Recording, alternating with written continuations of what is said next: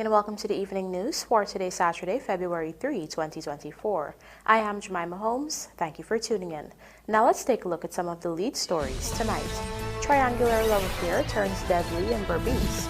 1.146 trillion budget 2024 and bill to increase NRF withdrawals passed. GRA'S Petroleum Cost Recovery Unit to be strengthened with $1 billion increase. $60 million set aside to rent new buildings for incoming Cuban doctors, nurses, and $2.8 billion for cervical testing assistance to benefit over 350,000 persons in 2024. Now for the news in detail. A triangular love affair between two men and a woman turned deadly on Friday, resulting in the deaths of two persons from quarantine BERBICE. Here is Andrew Carmichael with our lead story tonight. Shortly before midnight on Friday at Alness Village, quarantine BERBICE, two men were murdered. Dead are 51-year-old Floyd Moore and 34-year-old Quincy LaRose, both of Alness Village. Reports are that a woman at the center of the issue is a vendor at the Portmorant market. The evening news understands that a third person has been injured and is being considered as the main suspect. Devon Stanley turned himself over to police on Saturday morning. The 32-year-old suspect was at a house at Alness with the woman when Moore showed up. The suspect's sister told this newscast that an altercation ensued, resulting in her brother chopping the man to death. Yeah, he was home there last night. So he and the girl was lying in the bed. Then they hear a song on the roof. Then they hear this thing rip off on the roof. And there was a bright light shining in his face. He take his hand and hide the light. And then the young man that died, which is called Floyd Moore, he jumped down from the roof in the room and asked him what he's doing there. So the girl jumped up and she pressed on the light. And he slapped him, which is my brother, and he fell back on the bed. And he ended up and he ran out of the room. The woman said her brother related that he got onto his motorcycle in an attempt to ride home, but Moore, who was armed with a knife and cutlass, attacked him. He ended up jumping off the bike and he ran an open lot by Shonnet, which is the place we went. He ran an open lot there and jumped over back Shonnet, then back fence. And he ended up back there, he ended up finding a cutlass there where he used as self-defense towards the deceased, which is Floyd Moore. The young lady said she's acquainted with the lady her brother visited when he met his demise.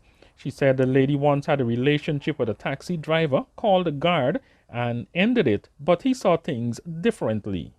There's no more any relationship, but he just take her, actually just sell in the market, he just take her, go to the market and bring her home back, and she just pay him. So last night I don't know if he called her phone, or if she go to the house, or if he go to the house and call Shonnet, but Shonnet did not respond to him. So that's why he went and he bring Floyd. Say that he invest so much money on Shonnet, and he calling Shonnet and Shonnet ain't answering it. So that was Floyd, he come there, and that was the scene. She said her brother and LaRose were good friends.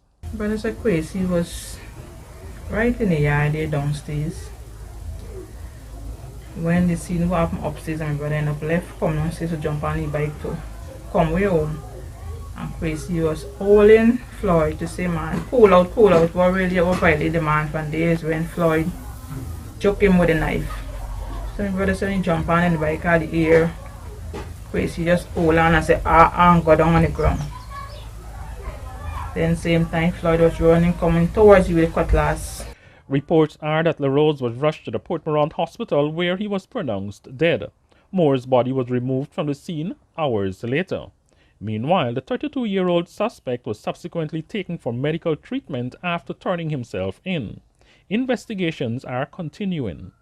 For the evening news, Andrew Carmichael. An overseas-based Guyanese was the target on Thursday evening when a group of bandits invaded a home and carted off U.S. currency, jewelry, and other valuables. Our BERBICE correspondent Andrew Carmichael joins us again to report that some persons were held at gunpoint during the robbery. Two men armed with handguns, one with a knife and another with a cutlass, would have scaled the back fence to gain entry to the yard at Chapel Street, Rose Hall Town Quarantine. At the time, 5 adults and 4 children were under a house socializing. Rashid Singh, 62, arrived in Guyana on Sunday for a 5-day stay. He was in a hammock when the bandits attacked. Omawati Kulzit said she left her husband, two neighbors along with Singh conversing and went upstairs to shower. She said it was from a bedroom window that she saw someone jumping over the back fence. I pulled the window blind to lock the window, and there is a guy on the fence at the top, done the half and half both sides to come over the yard.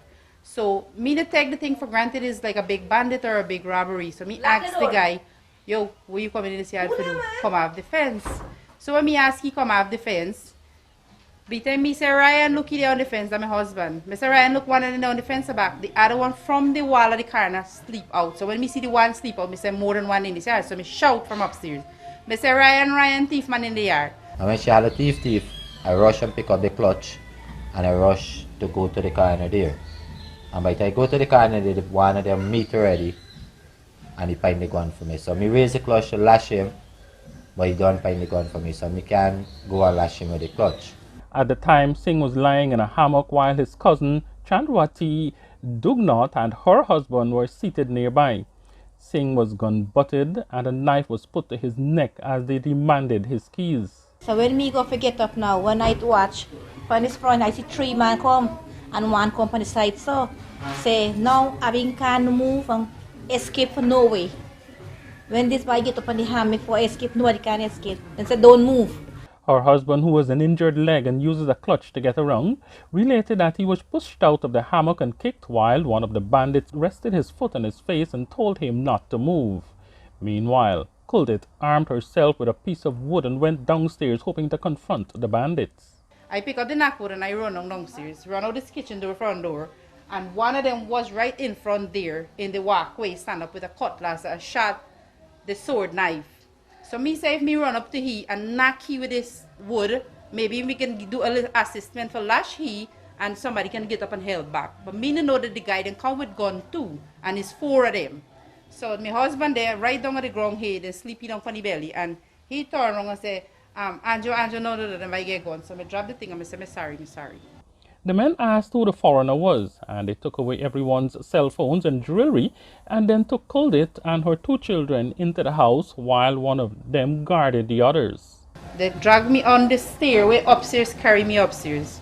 They say, which is the foreigner room, which is the foreigner room? That is why they keep asking, which is the foreigner room? And if you don't give me all the gold and all the money, we gonna kill you here. So I said, me get no more gold, no more money. So I had Brazilian on my hand, silver ring, then take out all and drag out everything, rape up my hand and pull out everything. I give it to them. So they open the door. I was in front of the foreigner door, then drag me for carry me. I said, I go in the room because, I'm scared. There's 3 of them. I don't know what they could do in the room. It's 3 of them with cutlass and gun. So I said, I go in the room. I take away one. They pick up the pouch on the bed. They empty out where they got to get the money, stash up everything, put it in a pocket. And the middle room, my 3 children went in. So my second son, Kevin, come out from the blind and see that they get a gun towards me and the other one get a sword knife on my neck. So the little boy telling them, oh, I ain't do my mommy nothing, I ain't kill she, I ain't beat she, I ain't do she nothing. So he was crying and begging them not to do me anything. And me telling children go back in the room. So they asked me what they in the middle room make me lock the door. I said nothing that they in down there is the children, please my beg, I ain't do nothing. Then again nothing in down there. The men reportedly carted off with 7 cellular phones, about $300,000 worth in jewelry, and $1,600 along with an undisclosed amount of local currency. They also took Singh's passport, which was later recovered. We thank God that nothing wrong to nobody, the children them, that we thank God for. But what we would be a little bit more likeful that, somebody should have saved something. Everything is gone, everything. It's only a week now me buy the new phone. Police have since arrested 4 persons and launched a manhunt for the perpetrators. For the Evening News, Andrew Carmichael. After 4 days of intense scrutiny, the National Assembly passed the $1.146 trillion budget 2024 in the late hours of Friday evening. You will hear in this report that the House also approved the Fiscal Enhancement Amendment Bill, which paves the way for an increase in the withdrawal amount from the Natural Resources Fund, as well as raising the ceilings on domestic and external debts. Vanu Manichand has the details. Under the theme, Staying the Course, Building Prosperity for All, Budget 2024 was presented on January 15 and is Guyana's first trillion-dollar budget. that is 1.146 trillion. The debates were conducted last week and were followed by the 4-day consideration of the estimates, which wrapped up on Friday evening with the Committee of Supply going through the Finance Ministry's allocations. Following the approval of the Finance Ministry's budget, the estimates of expenditure for financial year 2024 was put on the floor of the National Assembly and subsequently approved, followed by the Appropriation Bill 2024. I now move, sir, that the Appropriation Bill 2024, Bill number 1 of 2024, be read the third time and be passed as printed. Thank you, Minister. Honorable members, the question is that Appropriation Bill 2024, Bill number 1 of 2024, be read the third time and passed as printed. Those in favor say aye. Those against say no. The ayes have it. Let the bill be read the third time. Appropriation Bill 2024, Bill number 1 of 2024. Thank you, honorable members. However, the passage of Budget 2024 was not without drama, as the opposition MPs staged a walkout in the National Assembly. This was after their Chief Whip, Christopher Jones, raised concerns about the audio in the opposition's launch being breached during the live stream of the parliamentary proceedings Friday night. The opposition's launch has been breached. The leader of the opposition is heard in that audio, and several other opposition members' conversations. Honorable Chief Whip for the opposition. Second time, we met earlier. We asked that the cameras be shut down. We did. And so I'm very concerned if, when you present that, if this was the case, that it wasn't shut down. And certainly we will have to deal with this continually. Despite this, however, Jones, along with the remaining APNU-AFC opposition parliamentarians, exited the dome of the Arthur Chung Conference Center while the sitting was still in progress to pass the Fiscal Enactments Amendment Bill 2024.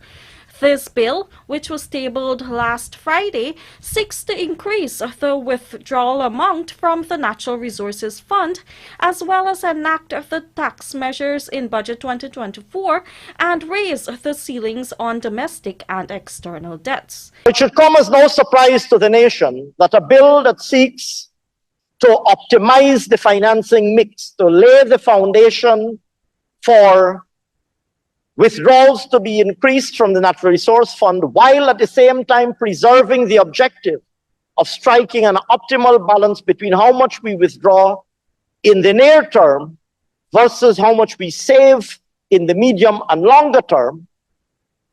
And I hasten to add, sir, that the new formula will see us saving 90% of revenues earned in the preceding year in excess of $5 billion US.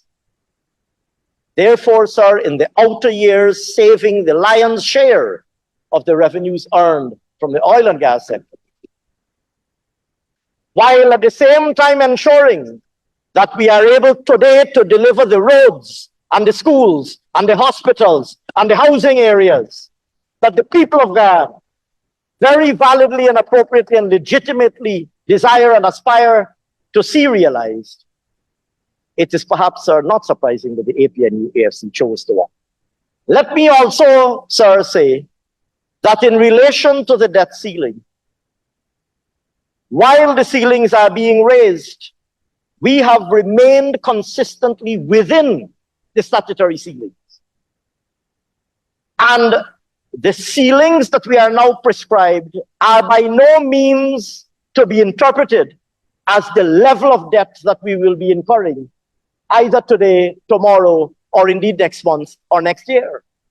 This Fiscal Enactments Amendment Bill 2024, which contains critical elements, critical legislative and statutory elements contained in Budget 2024, and also establishes the legal framework to ensure sustainable and optimal financing of the accelerated development agenda that we in the People's Progressive Party will be delivering to the Guyanese people in the near, immediate, and long term.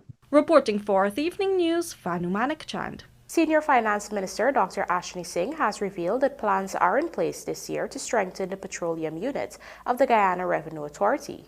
Back in August 2023, Commissioner General of GRA Godfrey Stacia had lamented during an appearance before the Parliamentary Public Accounts Committee that the tax agency was grappling with its staff being lured away by greater pay from oil companies operating in Guyana.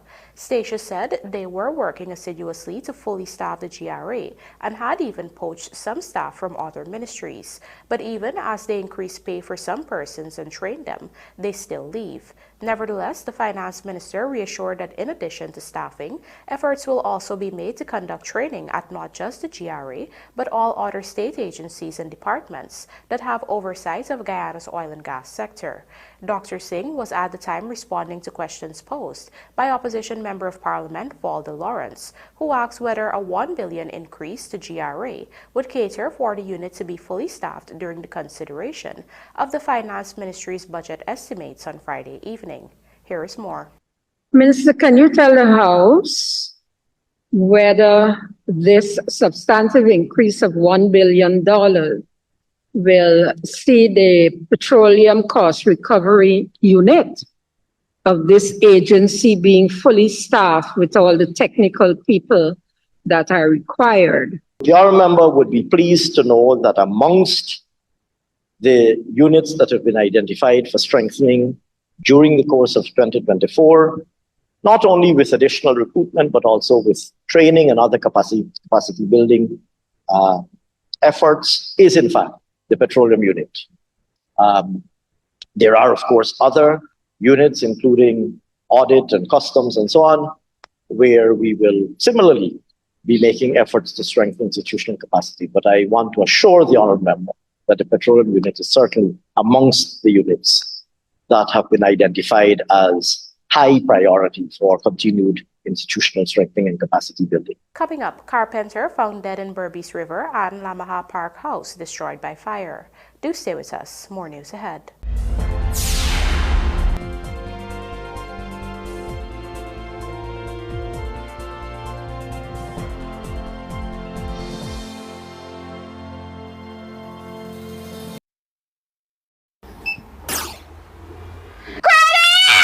Yeah, ready? We are short so far. Look along, me tell you, buy one generator. Now the picnic online test and blackout come and cut off everything. Sorry, son. Radhika. Are we go tomorrow? Are we go now? At Sylvies, we stock products from more than 22 different sectors in mining, construction, food processing, vulcanizing, home improvements, and more. Are you getting generator? So this is a 3000 better star generator. This will work for your lights, your fan, your TV, and your fridge. Well, Abby can buy one for Abby and Yes. Abby can buy one for Mommy too. Yeah, and mommy could even key start it, because all you have to do is hook up the battery and Visit us today at 31 High and Hatfield Street, where our friendly and knowledgeable team members are willing to assist you. You can also call us on 227-6243 or WhatsApp us on 623-7755 and shop via our website at www.sylviesonline.com. Are we go buy one Dalpuri mill? One plucking machine, one pressure washing machine, one juice dispenser, one engine, one pepper grinding machine, one water pump, a sugar cane juicer, circle sir. We gotta get alright then that food warmer. We gotta get. What are you looking at?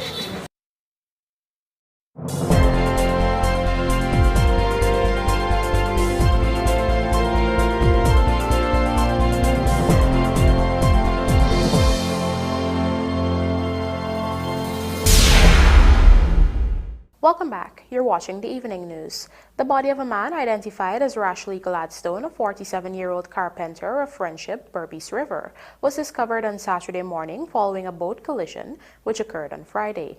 The incident in question occurred at around 19 hours when Gladstone, having just dropped off some of his workers, was on his way home in his boat. However, his boat collided with another vessel, with reports indicating that his cousin was operating the second boat involved. The collision resulted in Gladstone being thrown into the BERBICE River, and despite efforts by a search party, he could not be located. However, his body was found floating in the Kimbia district area at around 9 hours on Saturday morning. It is reported that the captain of the other boat involved in the collision survived the incident. Meanwhile, a fire of so far unknown origin on Friday night destroyed a house located at Lot 252 Lamaha Park, Georgetown. The building, which was owned by businessman and former journalist Andrew McBean, was a two-story wooden and concrete structure. As a result of the fire, McBean is now homeless. The cause of the incident is currently under investigation. Furthermore, a neighboring property was affected by radiated heat from the initial building. Owned and occupied by Knut David and Verna David, the two-story structure sustained minor damages.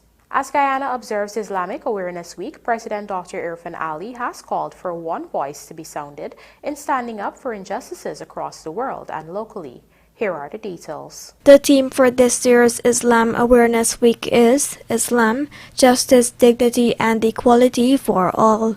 As he addressed the Islamic community during a launching ceremony on Friday, President Dr. Irfan Ali underscored that elements which cause oppression, inequality and injustice has no place in society. In every equation, you have to do something whenever there is injustice. And undemocratic forces, people who does not uphold the rule of law, people who spread hate and division, they are not part of a system of justice. And we have to stand up against. We can't sit down and be part of that. We must be willing to call it out. Reference was drawn to Guyana's first-hand support for Palestine in the ongoing Gaza conflict and many other instances of injustice around the world. He contended that it is not a religious war, but one which has generated support from people of all faiths. Of countries that required international solidarity and support recently. Our country, Guyana, as a government, we have consistently stood on the side of what is right for Palestine, for Cuba, for every country that suffered as a result of some form of injustice. We stood on the side of justice against terrorists and terrorism because that has no place in Islam. We stood on the side of justice for the Palestinian people because they deserve to live in dignity and within their sovereign space. Meanwhile, President of the Guyana Islamic Trust, Sheikh Abdul Alim Rahim, shared that the teachings of Islam are founded on the pillars of justice and equality. That Islam teaches us that we are all on an equal footing and we have to strive for justice in every aspect of our lives and our existence in this world. Justice in our relationship with Allah and justice in our relationship with the creation of Allah. The sum of $60 million has been set aside in Budget 2024 for the rental of new buildings for Cuban doctors and nurses expected to join Guyana's healthcare system this year. Trishelle Sobers has the details in this report.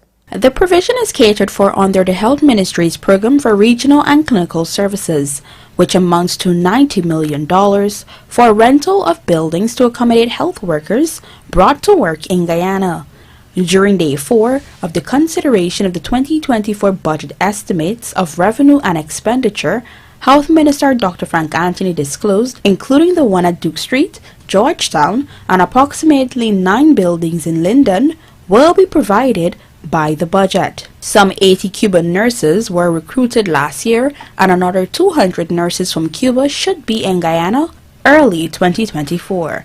Further, efforts are ongoing to recruit more nurses from other countries such as China. Dr. Anthony said government is working assiduously to address Guyana's shortage of nurses to meet medium and long-term needs aimed at providing world-class health care.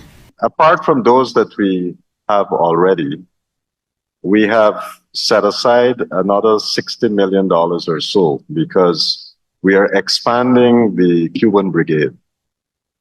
And so we expect within the first quarter of this year to have more Cuban doctors and nurses and other technicians coming into Guyana. So we are catering for, we've set aside a sum of money to rent additional buildings for them when they come. Moreover, a substantial amount of money will be expended on the maintenance of buildings. This includes $22 million on the ministry's head office at Brickdam, Georgetown, Food Policy Building at Camp and Charlotte Streets, and $32 million on the hospital complex in Linden. Trishelle Sobers, Evening News. The allocation of $2.8 billion in the Health Ministry's budget for 2024 is expected to assist some 350,000 persons under a new cervical cancer testing program. Rupasina Ryan tells us more. Health Minister Dr. Frank Anthony made this disclosure following clarifications requested by Opposition Member of Parliament Valda Lawrence during the final day of consideration of estimates into Budget 2024. Another $1.8 billion was earmarked to assist children and the elderly with spectacle vouchers. For 2024, government has also set aside close to $600 million to support persons with coronary heart disease. Last year, we spent $577 million helping close to 1,500 patients. So I think this is a very worthwhile expenditure.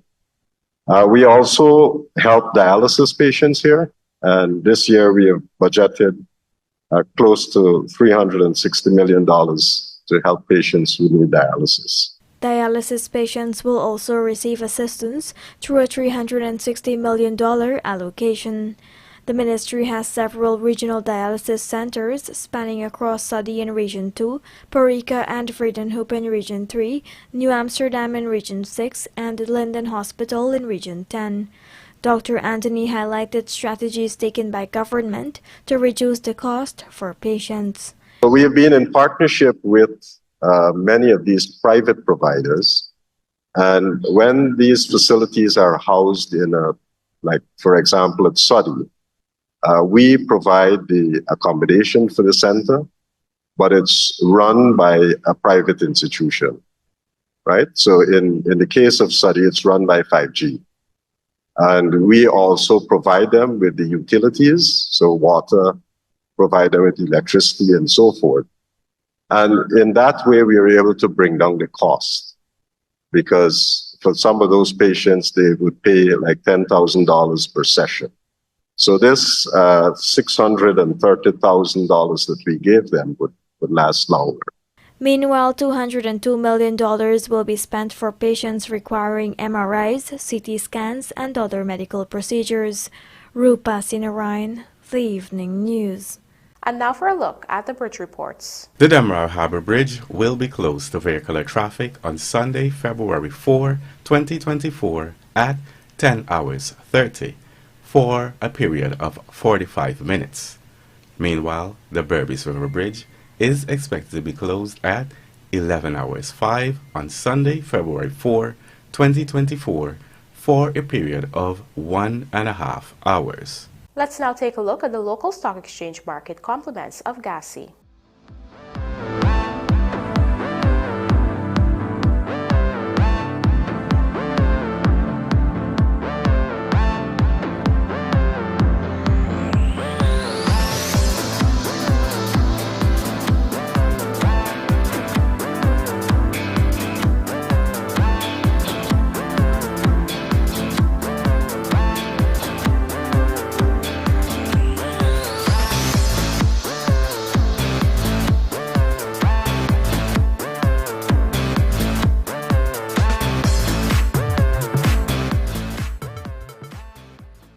GMMF to host international coaching program next month, and rain, lightning, and West Indies Under-19 World Cup pursuit.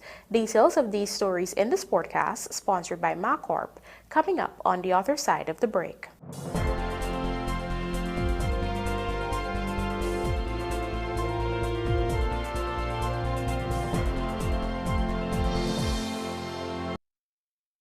Looking to bring your dream home to reality?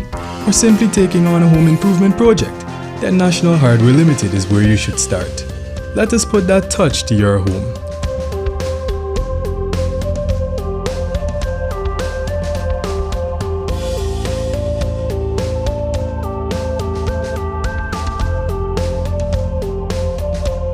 Choose from over 1,000 Berger Paint original hues for any surface.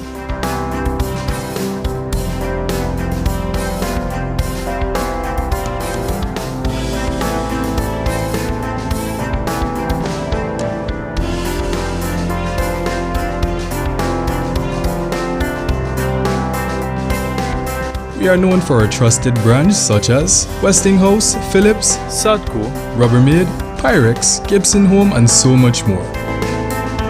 National Hardware Limited, your do-it-best store. Located in downtown Georgetown and industrial site Rhymeville.